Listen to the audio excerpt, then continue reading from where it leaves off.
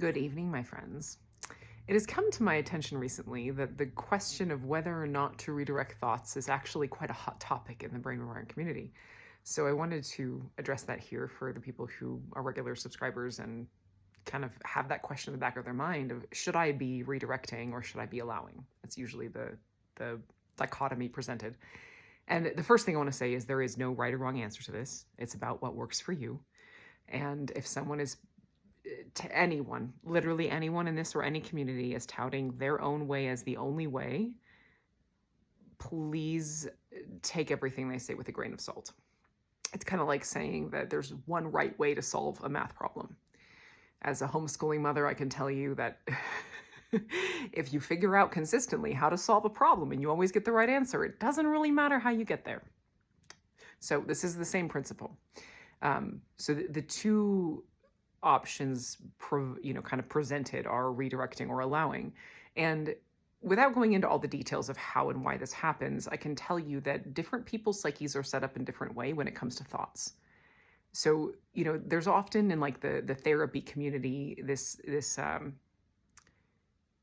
idea of just like watch your thoughts float by like they're clouds in the sky. They're just fish in the pond. They're just thoughts. Like they can't touch you, they can't hurt you, they can't impact you. And for some people, that is how thoughts are. Or like it's a guest who comes in your house and walks through, and as long as you just calmly watch them, they will go from the front to the back and leave. And that's it.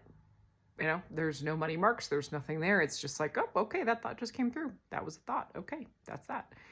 Now, for some of us who are in this process of brain rewiring, our thoughts are not clouds and they are not just guests walking through the house. I can speak for myself and say that my thoughts were more like freight trains that were from hell and going back there. And if they came in, I was going with them.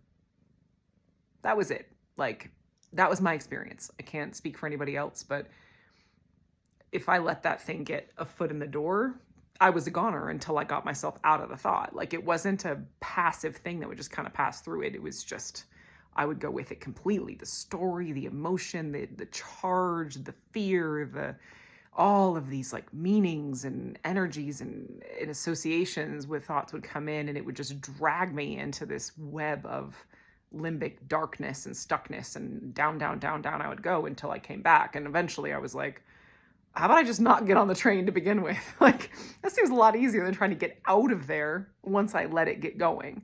So those are kind of two extremes, I would say, of like thoughts kind of just being this neutral thing that floats through versus something that like a freight train that kind of picks you up and scoops you off to wherever. And really that is the defining thing that I would like to share with you is to judge your thoughts by where they take you, not how accurate they are in terms of facts, because this is something too where a lot of times we have thoughts come through about our symptoms, about our circumstances, about our lives, about our identity, ourselves, and they have a lot of really heavy energy attached. And if something is taking you to a dark or fearful place, if you get on a thought and it takes you to a dark or fearful place, it is a limbic thought.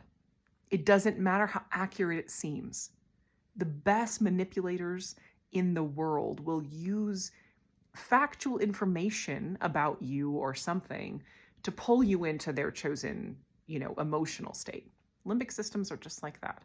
So it doesn't really matter, because a lot of times the things that brains bring up, and I can say this from having watched my own brain for the last 9 years and watching a lot of other brains for the last 6 years, is that they'll often use factual information to try to pull you into a dark place. It doesn't matter if it's true.